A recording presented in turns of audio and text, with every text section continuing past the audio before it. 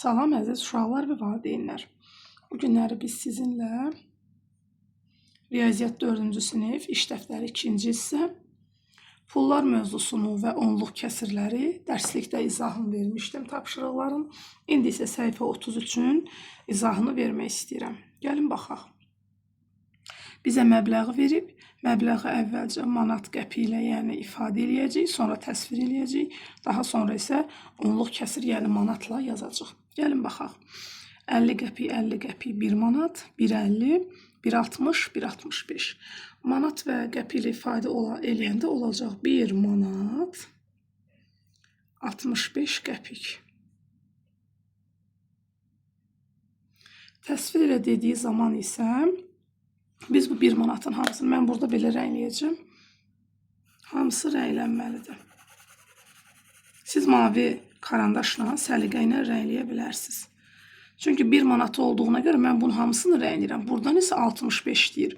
Bu cərgə rənglənəcək 10, 20, 30, 40, 50, 60, 2, 3, 4, 5, 65. Bu yarıyacan belə rənglənəcək. Burada mən bunu təsvir elədim. Daha sonra nə deyir? Məbləği onluq və kəsirlə yazın. Manatı olduğuna görə olacaq 1 tam %65 manat. İndi bura baxırıq. 1 manat var. 20, 10, 30, 35, 40. 1 manat 40 qəpik pulumuz var. Burada da təsvir eləyən zaman 1 manat olduğuna görə mən bu hissənin hamısını mavi karandaşla siz rəngləyəcəksiniz. 40 qəpik dediyinə görə isə buradan cəmi 4 sütun rənglənəcək. 4 sütun hərəsi 10 olduğuna görə 40-a bərabərdir. 4 vur 10, 40. Bunun 4 dənəsi rənglənəcək. 4 sütunu rəngləyəcək. Burada isə 1 tam %40 manat kimi qeyd eləyəcəm. Gəlin keçək ikinci tapşırığa. Pul qabındakı məbləği onluq kəsirlər vasitəsilə manatla yaz. Deməli 1, 2, 3, 4, 4 dənə 20 qəpik, 80 qəpik, 10, 90 qəpik, bu da 95. Gördüyünüz kimi manata çatmadığına görə mən bunu 1 tam deyə bilmərəm. Olacaq 0 tam %95 manat. Yəni 95 qəpik. Burada isə 2 manat var. 50 qəpik, 60 qəpik, 65 qəpik. Olacaq 2 tam %65 manat. Onluq kəsirlə belə ifadə edirik. Burada isə 20, 21 manat, 40 qəpik, 50, 60 qəpik. Olacaq 21 tam %60 manat. Belə qeyd edəcəyik. Deməli, burada indi nə verib? 3-cü tapşırıqda bizə onluq kəsirlə göstərib, onluq kəsir manat vasitəsilə göstərib, biz onun qəpiyini tapacaq. 0 tam %15 manat nəyə bərabərdir? 15 qəpiyə. Çünki qarşısında 1 olsaydı əgər, deməli 1 manatında 100 qəpikdir, 100 qəpik götürərdim, ancaq bunu götürə bilmirəm. İndi davam edirəm. 0 tam %50 manat 50 qəpiyə bərabərdir. 0 tam %99 manat elə 99 qəpik deməkdir. 1 tam %10 manat 1 manatdır, 10 qəpikdir. Vergüldən sol tərəf manatı göstərir, vergüldən sağ tərəf qəpik hissəni göstərir. Baxın, vergüldən sol tərəf 12 manat, 32 qəpik. Burada 15 manat, 20 qəpik. Burada isə 1 manat 5 qəpikdir. 1 manat 5 qəpik göstərirəm. Burada 10 manat 1 qəpik. 99 manat, 99 qəpik. İndi keçirik 4-cü tapşırığa. Burada bizdən nə istəyir? Boş yerlərə onluq kəsirləri yaz. Deməli, bu tapşırığın tərsidir. Burada onluq kəsirlə vermişdi. Biz bunu qəpiyə çevirdik. Burada isə manat və qəpiyi çevirəcəyik onluq kəsirə. Deməli, 4 manatı olduğuna görə tam hissəsi 4-dür. Olacaq 4 tam %25 manat. Burada 1 manatı olduğuna görə 1 tamı var. 1 tam %20 manat. 9 manat. 9 tam %1 qəpik. %1 manat. Olur, yəni 1 qəpik. 55 qəpiyi uşaqlar manatı olmadığına görə mən bunu 0 tamdan göstərəcəm. 0 tam %55 manat. Belə qeyd edəcəm. Daha sonra 10 qəpik. Bu da eyni ilə 0 tam %10 manat. 5 qəpik. 0 tam %5 manat. Burada 20 manat 2 qəpik. 20 tam %2 manat göstərəcəm. 5 manat 50 qəpik. 5 tam %50 manatla göstərəcəm. 2 manat 2 qəpik. 2 tam bu düşür. Düşsün. 2 tam %2 manat kimi göstərəcəm. Gəlin keçək növbəti səhifəndə işləyək. Səhifə 34. Görək burada bizdən nə istəyir. Tapşırıqların davamıdır. Deməli, ümumi məbləği tap və onluq kəsirlər vasitəsilə manatla yaz. Gəlin baxaq. 1 ədəd 50 qəpik, 3 ədəd 10 qəpik, 2 ədəd 3 qəpik. Deməli, 50-nin üzərinə 30, 80 qəpik, 80-in üzərinə 6 qəpik, 86 qəpik. Mən bunu manatla onluq kəsirlə ifadə eləsəm, üzr istəyirəm, bunun manatı olmadığına görə mən onluq kəsirdə 0,86 kimi qeyd edəcəm. İndi bura baxıram. Burada artıq manat yaranır. Çünki 2 dənə 50 qəpik 1 manatdır. 1 manat. 4 dənə 20 qəpik 80 qəpik. 4 dənə də 3 qəpik 12 qəpik. Deməli olacaq 1 manat 80, 92, 92 qəpik. 1 tam %92 manat. Sonra 10 dənə 1 manat oldu 10 manat. 3 dənə 50 qəpik 1,50 oldu 11 manat 50 qəpik. 11 manat 50 qəpiyin üzərinə gələcəm nəyi? 24 qəpik. Olacaq 11 manat 74 qəpik. Yəni 11 tam %74 manat kimi qeyd edəcəm. Burada 3 dənə 5 manat oldu 15 manat. Sonra 1 dənə 50 qəpik 15 manat 50 qəpik, 9 dənə də 10 qəpik, 90 qəpik. 90 qəpiyin üstünə 50 qəpik gələndə burada artıq 100-ü keçir deyə 1 manat yaranır. Olur 140 qəpik, yəni 1 manat 40 qəpik. Burada isə 3 dənə 5, 15 idi. Üzərində 1 manat 40 qəpik gələndə 16 manat 40 qəpik, yəni 16-dan %40 manat kimi ifadə olunur. Deyir, pul qablarındakı məbləğləri onluq kəsirlər vasitəsilə manatla yaz və müqayisə elə. Burada 5 manat 20 qəpik olacaq. 5 tam %20 manat. Bu isə 1, 2, 3 manatdır. 3 tam %70. Mən bunları asanlıqla müqayisə edə bilirəm. Çünki bunun 5 manatı, bunun isə 3 manatı var. Burada 70 və yaxud da 20 olmağı mənim diqqətimi çaşdırmır. Çünki biz əvvəlki onluq kəsirlər dərslərinə keçdiyimiz zamanda tam hissəyə baxırdıq. Tam hissə böyük olan zaman həmin onluq kəsir böyük olurdu. İndi bura baxırıq. 1 manat, bu 2 manat, bu da 20 qəpik. 2 manat, 20 qəpik, 2 tam %20 manat. Burada isə 2 manat 15 qəpik. Yəni 2 tam %15 manat. Təbii ki, bu bundan böyükdür. Tamları eyni də olsa, manatları yəni eyni də olsa, qəpik hissələrində bu 20 qəpikdir, bu 15 qəpik. Bu belə. İndi isə keçirik 7-ci tapşırığa. Malların qiymətini onluq kəsirlərlə yaz və azdan çoxa sırala, suallara cavab ver. Gəlin baxaq. 5 manat 3 qəpik bizə nə deyir? Deyir ki, qiymətini onluq kəsirlə yaz. Yazacaq 5 tam %3 manatın özləri yazıblar. Bu olacaq 10 tam %99. Yəni 10 manatdır. 99 qəpik də var. Bu isə 530 qəpikdir. Mən bunu göstərəcəm necə? 5 tam %30. Yəni 5 manat 30 qəpik. Bu isə 5 tam burada adi kəsir kimi göstərib, amma bunun heç bir fərqi yoxdur. İstər onluq kəsir, istər bu formada. Deməli olacaq nə? 5 tam 10/4, deməli elə %40 deməkdir. %40 qəpik. Mən bunu 40 qəpik ilə göstərim. Çaşmayaq. Çünki bunların ikisinin arasında çox az fərq olacaq və biz onun istədiyimiz qədər sıfır artırıb müqayisə edə bilərik. Bizə nə istəyir buradan? Suallara cavab ver. Azdan çoxa sırala. Əvvəlcə sıralayaq. Deməli 5 tam, 5 tam, 5 tam. Gördüyünüz kimi birinci bunu qeyd eləməliyəm. Gəlin qeyd eləyək. 5 tam %3. Sonra 5 tam %30'u qeyd eləyəcəm.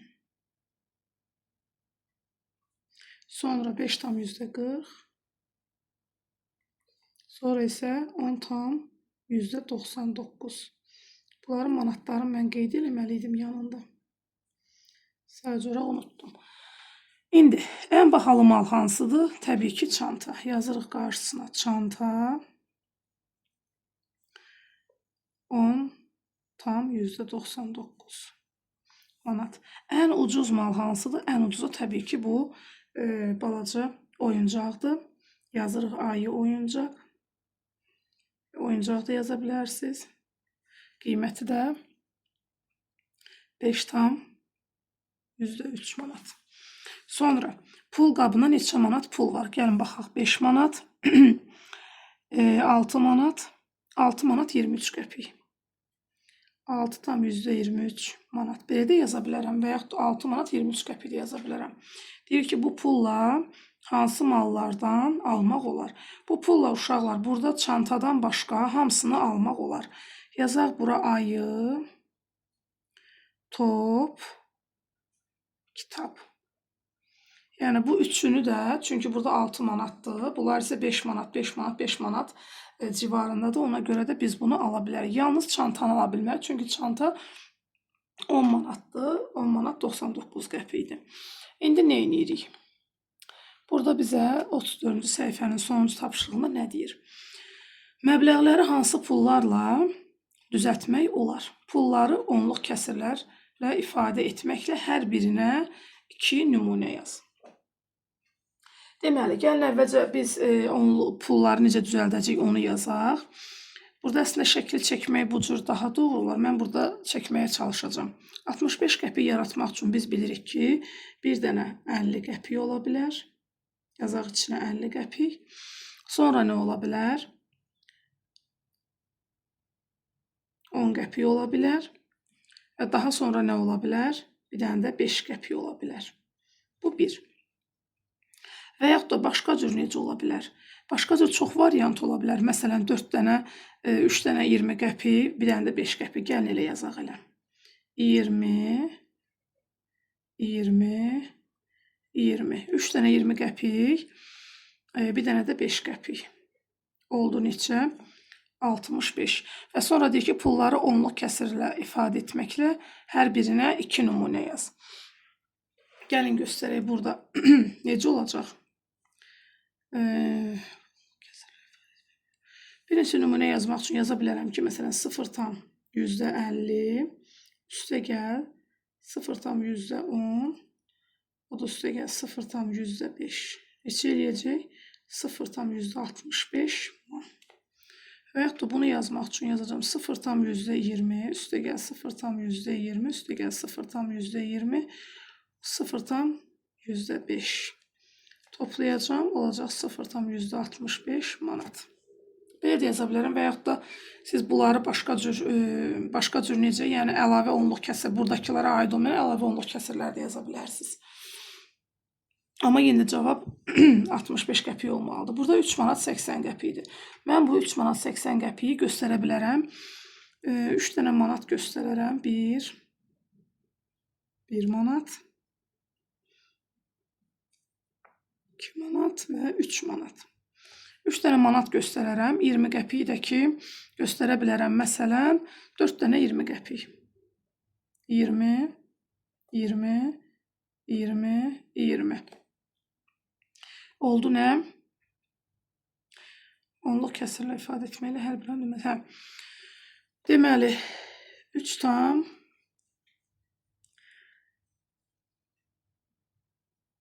%80'dir bu. Və mən bunu 3 tam %80'ə almaq üçün göstərə bilərəm. Məsələn, 3 tam %20 üstə gəl 0 tam %40. 20'nin birini verirəm manatın yanına, toplayaram 3 manat 60 yok, bura 60 yazmalı 80. 3 manat 80 qəpik. Və yaxud da yaza bilərik ki, 3 tam üstə gəl 0 tam %20, 4 dənə 0 tam %20 də yaza bilərik, amma belə daha yaxşı olar. Burada isə uşaqlar 1 manat, 1 manat, 1 manat, 3 dənə. 3 dənə 1 manat, üstünə gələrəm bir dənə 50 qəpik, sonra üzərinə bir dənə 20 qəpik və sonra isə bir dənə də 10 qəpik. Deməli 3 dənə manatım olar, bir dənə 50 qəpiyim, biri 20, bir dənə də 10 qəpiyim olar və bunu hesablamaq üçün də yaza bilərəm. Məsələn 3,50 üstəgəl 0,20, o da üstəgəl 0,10 və bunları toplayaram, alaram 3,80. Bura manat yazmadım. Burada isə 20 manat 10 qəpik verib. Mən bu 20 manatı 2 dənə 10 manat yazaram. Pul şəkli yəni çəkərəm və bir dənə də 10 qəpik dəmir. Və yaxud da başqa cür də vermək olar. İndi bunu hesablayaq. Məsələn, buna vermək olar. Biz bunu necə yaza bilərik? 10 tam üstəgəl 10 tam üstəgəl 0,10 və alaram 20,10. Və yaxud da bunu başqa cür göstərə bilərəm. Necə? Bir dənə 10 manat 2 dənə 5 manat şəklində göstərə bilərəm. 10 manat, 5 manat, 5 manat oldu 20 manat. 10 qəpiklər də məsələn 2 dənə 5 qəpik kimi də göstərə bilərəm. Yəni bu formada çəkə bilərsiniz. Sonra hesabladığımız zaman 10 tam 5 manatıdır. 10 tam onda 5 üstəgəl 10 tam. 15 manatdır bunlar ayrı-ayrı. Onda bu olsun 10 tam %5, yəni bu qəpiyin biri. Sonra yenə 10 tam %5 qəpiyin biri. Bu 5 manat 5 manat vermişik. Biz bunu 5 manat yazmalıydıq. Mən birbaşa yazdım. 5 manat və yenə 5 manat. Belə. 5 ilə 5-i toplayaram. Olar 10 qəpik. Burada isə 10, 15, 20. Yenə də alaram neçə? 20 tam %10'umu. Gəlin baxaq səhifə 35'də. Burada bizdən nə istəyir? Pullarla hesablamalardır. Dərsliyimizdə biz bunu artıq işləmişik. Ona görə də vaxt itirmədən asanlıqla iş dəftərimizdə də işləməyə davam edirik. Şəkildəki malların qiymətləri, cəmini və fərqini tap.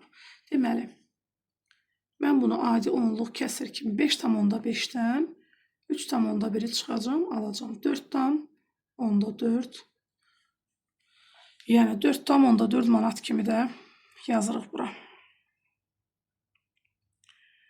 Sonra burada 6,46-dan çıxıram. Cəmin də istəmişdik. Bunu toplayaq bir dənə burada. 5,5-in üzərinə 3,1-i gəlirəm. Alıram 8,6. Həm cəmi, həm fərqi. Burada deməli birinci toplamalıyıq. 6,46 ilə 2,32-ni toplayıram əvvəlcə. Alıram 8,78 man. Daha sonra fərqini deyir. Yəni çıxmalıyıq. 6,46-dan 2,32-ni çıxıram. Alıram. Burada neçə? 14. 4,14 manat. Yəni 4 manat 14 qəpik. Burada isə bir dəqiqə. 5,85 ilə əvvəlcə 4,3-ü toplayıram. 8, 8, 9. 9,88 manat. Yəni 9 manat 88 qəpik olur. Amma çıxdığım zaman isə 5,85-dən çıxıram 4,3-ü və alıram. Burada 2, burada 8, burada 1. 1,82 manat alıram. İndi ikinci tapşırığa keçirik. Deyir ki, məbləğləri onluq kəsirlərlə ifadə et və onların cəmini tap. Deməli, mən bunu onluq kəsirlə tapacam və alt-alta birbaşa yazmaqla hesablayacam. 2 manat 72 qəpik, yəni 2 tam %72. Bunu isə adi kəsirlə verir. Biri onluq kəsirdir, biri adi kəsir. Və mən bu görürəm ki, bunun tamı yoxdur. Ona görə də olur 0,5. Bax, bu formada qeyd edirəm. Sonra isə hesablayıram. Cəmini istəyir. Toplayıram. 7, 7, 2. 2 tam %77. İndi bura baxıram. 6 manat 65 qəpik, yəni altdan %65-i. Sonra 2 manat %23-ü. Daha sonra isə 11 qəpik. 11 qəpik təbii ki, bura yazılacaq. Olacaq 0,11. Çünki onun tamı yoxdur, manatı yoxdur və toplayacağım. 8 üstünə 1, 9. 8 üstünə 1, 9. Bu da 8. 8 tam %99 alınır. Keçək 3-cü tapşırığa. Məbləğləri onluq kəsirlə ifadə et və onların fərqini tap. Eyni ilə yenə onluq kəsir kimi ifadə edəcəm və bu dəfə toplama yox, çıxma olacaq. Deməli, 28 manat 15 qəpik. 28 tam %15 çıxılsın 15 tam 2 qəpik, %2. 5-dən 2-ni çıxacam 3, 1-dən 0, 1, 8-dən 5-in 3, 2-dən 1-in 1. 13 tam %13 alacam. İndi bura baxacam. 35 tam %20, yəni bax bu formada. 35 tam %20-dən çıxacam 22 tam %10-u. Alacam neçə? 13 tam %10. Bax belə. İndi davam edirik. Cədvəli tamamla və ümumi məbləği tap. Deməli, biz dərslikdə mən bunun izahını vermişdim ki, hər bir malın birinin qiyməti yazılır və neçə dənə o maldan varsa biz onu tapmaq üçün malın qiymətini, vahidini onun qiymətinə vururuq və məbləği sonda tapırıq. Deməli, burada almanın bir vahid deyəndə, yəni alma bir dənə satılmır, bilirsiniz ki, kiloqramlandır. Qələm bir ədəd olur, lent metrlə olur, süd və yaxud da hər hansısa mayelər litrlə, yəni 1 litri göstərir. İndi buna baxırıq. 1 manat 15 qəpik almanın 1 kiloqramının qiymətidir. 2 kiloqram dediyinə görə mən burada yazacağım. Əslində burada hesablamaq lazımdır, mən orada hesablamayım. 1,5 üstə gəl 1,5 olacaq neçə? 2 tam %30, yəni 2 manat 30 qəpik. 2 tam %30 manat. 2 manat 30 qəpik biz alma alsaq 2 kiloqramla verməliyik. Portağalın 1 kiloqramı 2 manat 5 qəpikdir. Mən 1 kiloqram əgər portağal alacamsa, elə 2 manat 5 qəpik də ödəyəcəm. Daha sonra isə burada lentin uzunluğu yazıb 2 tam 2də 1. Vahidinin qiymətidir. 2 tam 2də 1 manat o deməkdir ki, 2 manat miqdarı 2 metr verib və mən bunları toplayacağım. 2 tam 2də 1-i toplayacağım. Gəlin yazaq. 2 tam 2də 1 üstə gəl 2 tam 2də 1. Tamlarını toplayacağım. 2 ilə 2 olacaq 4 tam. Məxrəcləri eyni deyə 2 olduğu kimi qalır.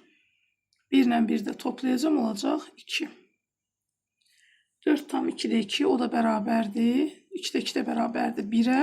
4-ün də üzərinə 5 gələcəm.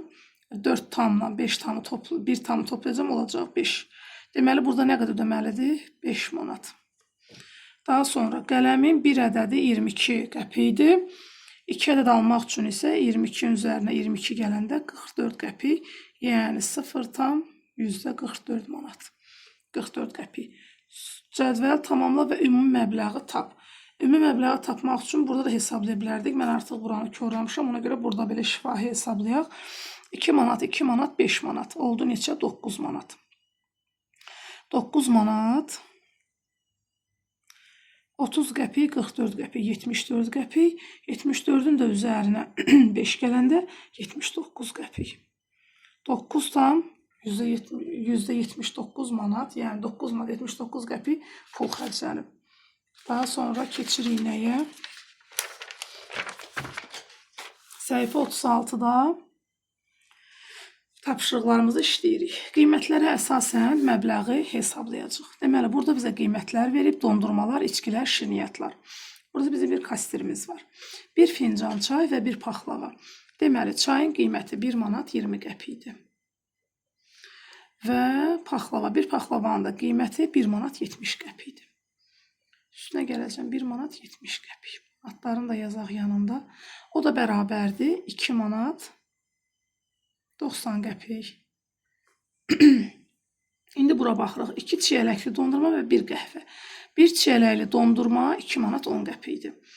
Ona görə də mən əvvəlcə bunları toplayacağım. Daha sonra üzərinə 1 qəhvə gələcəm. Qəhvə neçədir? 2 manat 20 qəpik. Toplayıram. 2 manat, 2 manat, 4 manat. Üstünə 2, 6 manat. 6 manat, 1, 2, 4.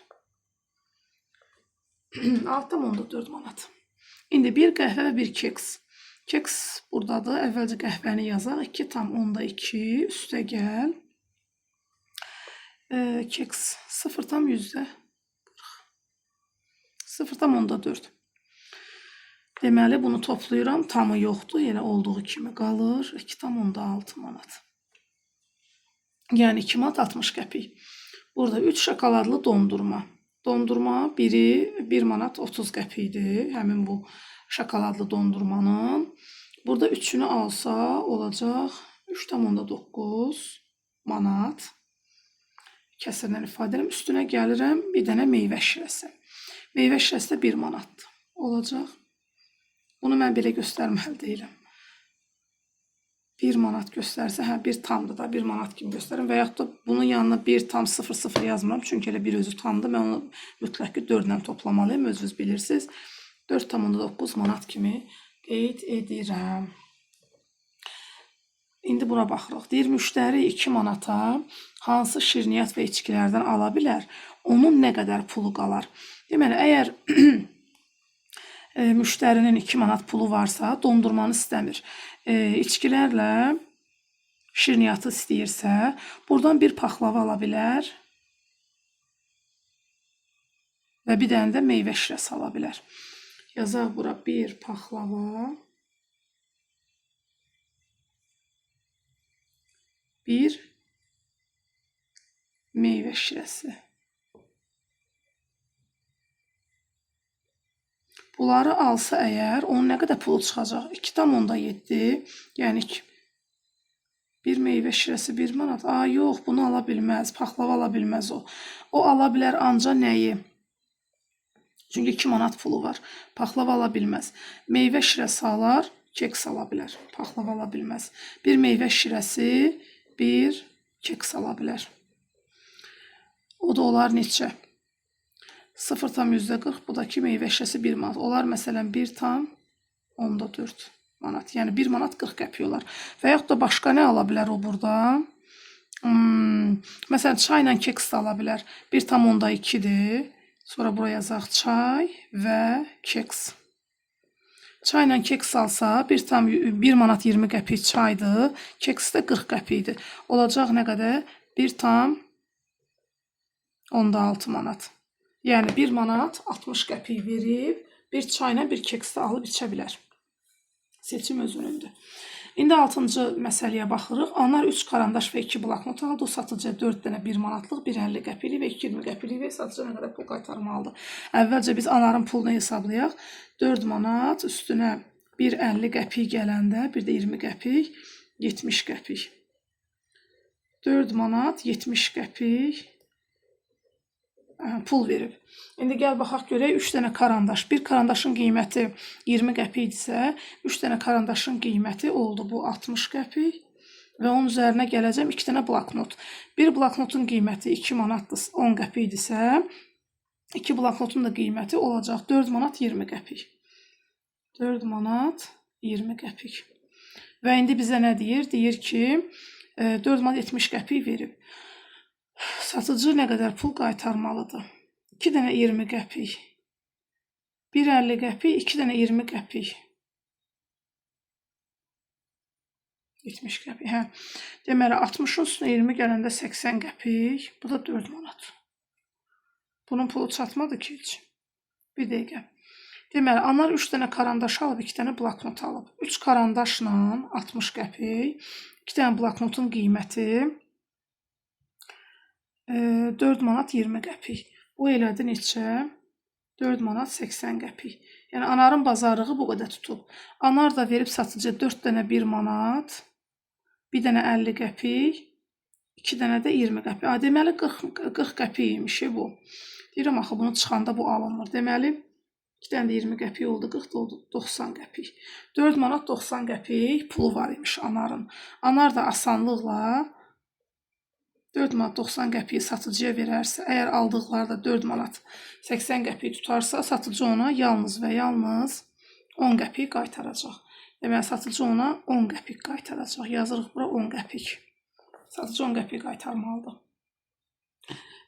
Alıcı 1 litr süd 1 kiloqram kərə yağı və 5 yumurta aldı və bu mallar üçün 5,95 manat ödədi. Süd neçədir? Real sayı nə qədər pul ödəməlidir? Aha. Deməli, biz südün qiymətini tapırıq, sonra alıcının aldıqlarını baxacaq, görək nə edib.